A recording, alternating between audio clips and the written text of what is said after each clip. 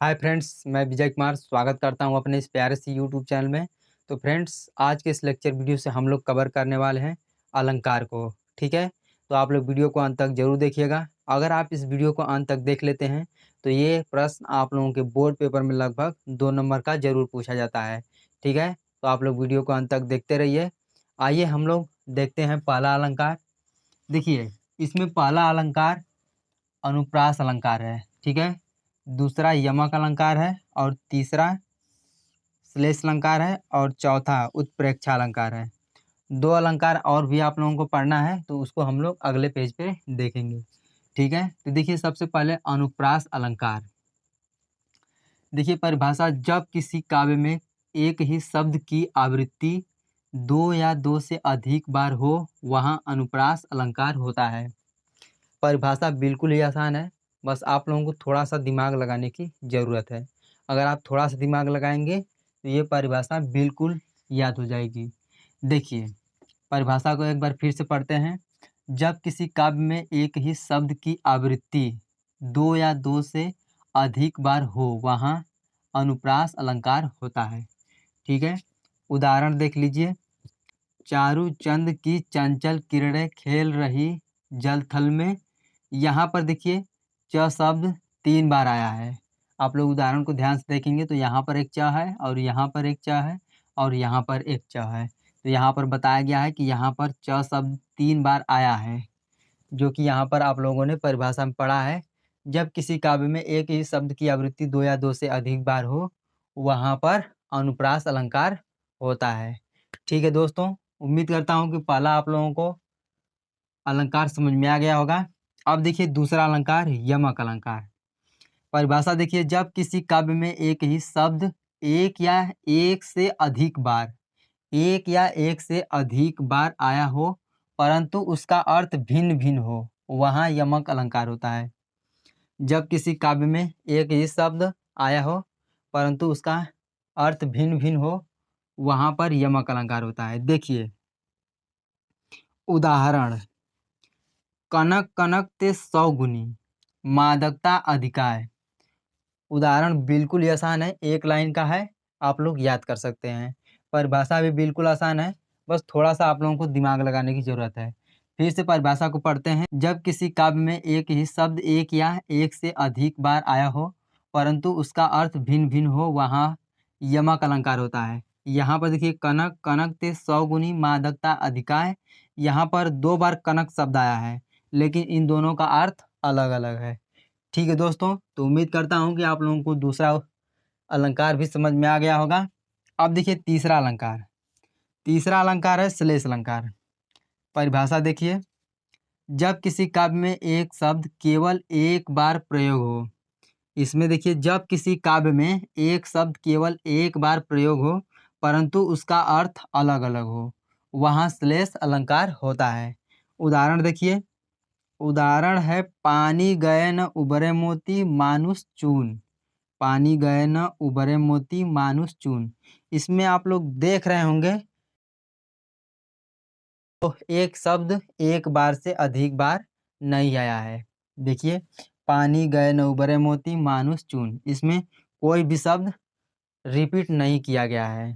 ठीक है, तो यहाँ पर बोला गया है परिभाषा में साफ साफ, जब किसी काव्य में एक शब्द केवल एक बार प्रयोग हो परंतु उसका अर्थ अलग अलग हो वहाँ श्लेष अलंकार होता है। उम्मीद करता हूँ कि आप लोगों को तीसरा अलंकार भी समझ में आ गया होगा।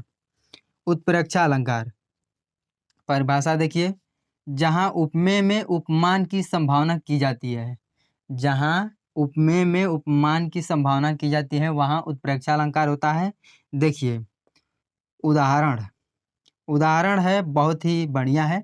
सोहत ओढ़े पीत पट श्याम सलोने गात मानो नीलमणि शैल पर आतपु पर्यो प्रभात।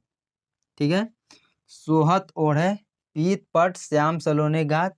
जब कृष्ण जी अपने शरीर पर पीला कपड़ा जब पहनते हैं तो वहाँ पर ऐसा लगता है कि मानो नीलमणि शैल पर आतपु पर्यो प्रभात, यानी कि पहाड़ पर कोई सूर्य उग रहा हो उसके समान उनके शरीर पर जो पीला कपड़ा है वो लग रहा है। इस उदाहरण में यही बताया गया है। ठीक है दोस्तों, तो उम्मीद करता हूँ कि आप लोगों को 4 अलंकार बिल्कुल क्लियर हो गए होंगे। और यहाँ पर तीसरा और यहाँ पर चौथा। आप लोग एक अच्छी कॉपी में इन सभी अलंकारों को लिखकर याद कर लीजिएगा, और समझना चाहते हैं तो आप समझ सकते हैं। अगर आप यहाँ तक की बात समझ गए हैं तो आप स्क्रीनशॉट ले सकते हैं। अब हम लोग 2 अलंकार और पढ़ेंगे। हाँ तो दोस्तों, ये रहा आप लोगों के सामने 2 और अलंकार। देखिए, 5वां अलंकार है उपमा अलंकार और 6वां अलंकार है रूपक अलंकार। इन दोनों अलंकारों को भी आप लोगों को पढ़ना है। परिभाषा देखने में बहुत ही लंबी चौड़ी लग रही है, लेकिन जब पढ़ेंगे तो बिल्कुल आसान लगने लगेगी। ठीक है, तो देखिए, उपमा अलंकार। उपमा अलंकार जब किसी वस्तु की तुलना किसी दूसरी वस्तु के साथ रंग, रूप, आकार व गुण में समान बताया जाता है, अर्थात उपमेय और उपमान को समान बताया जाता है, वहाँ उपमा अलंकार होता है। जहाँ पर उपमेय और उपमान को समान बताया जाता है, वहाँ पर उपमा अलंकार होता है। परिभाषा को एक बार फिर से पढ़िए। जब किसी वस्तु की तुलना किसी दूसरी वस्तु के साथ रंग, रूप, आकार व गुण में समान बताया जाता है, अर्थात उपमेय और उपमान को समान बताया जाता है, वहाँ उपमा अलंकार होता है। यहाँ पर जहाँ होना चाहिए, जहाँ उपमेय और उपमान को समान बताया जाता है, वहाँ उपमा अलंकार होता है। ठीक है मित्रों, अब देखिए उदाहरण बहुत ही आसान है। देखिए, मुख कमल के समान सुंदर है। ठीक है, यहाँ पर बताया गया है मुख और कमल को सुंदरता के कारण समान बताया गया है। देखिए, मुख और कमल को सुंदरता के कारण समान बताया गया है, उसमें किसी भी प्रकार का भेद नहीं किया गया है, इसलिए ये उपमा अलंकार में आएंगे। एक बार फिर से पढ़ लीजिए उपमा अलंकार। जब किसी वस्तु की तुलना किसी दूसरी वस्तु के साथ रंग, रूप, आकार व गुण में समान बताया जाता है, अर्थात जहाँ उपमेय और उपमान को समान बताया जाता है, वहाँ उपमा अलंकार होता है। ठीक है, उदाहरण देखिए, मुख कमल के समान सुंदर है, अर्थात यहाँ मुख और कमल को सुंदरता के कारण समान बताया गया है। ठीक है मित्रों, उम्मीद करता हूँ कि आप लोगों को उपमा अलंकार बिल्कुल समझ में आ गया होगा। ठीक है, अब देखिए रूपक अलंकार। देखिए, जहाँ उपमेय और उपमान में किसी भी प्रकार का भेद नहीं किया जाता है। ठीक है, जहाँ उपमेय और उपमान में किसी भी प्रकार का भेद नहीं किया जाता है, वहाँ रूपक अलंकार होता है। अगर आप लोगों को उपमेय और उपमान नहीं पता होगा तो आप लोग कमेंट करके ज़रूर बताइएगा, मैं उसको लेकर एक अलग से वीडियो बना दूंगा। ठीक है मित्रों, तो देखिए, रूपक अलंकार की परिभाषा है, जहाँ उपमेय और उपमान में किसी भी प्रकार का भेद नहीं किया जाता है, वहाँ रूपक अलंकार होता है। उदाहरण देखिए, चरण कमल बंदव हरि राई। चरण कमल बंदव हरि राई, बस एक लाइन का उदाहरण है।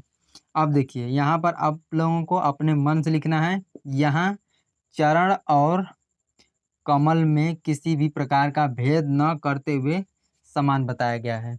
यहाँ पर देखिए, यहाँ चरण और कमल में किसी भी प्रकार का भेद नहीं किया गया है और उनको समान बताया गया है, वहाँ पर होता है रूपक अलंकार। उम्मीद करता हूँ दोस्तों कि आप लोगों को अलंकार बिल्कुल अच्छी तरह समझ में आ गया होगा।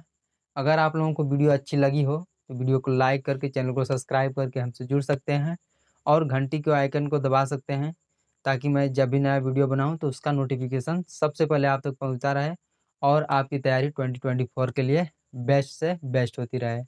ठीक है, तो फिर मिलते हैं अगले वीडियो में। तब तक के लिए धन्यवाद दोस्तों।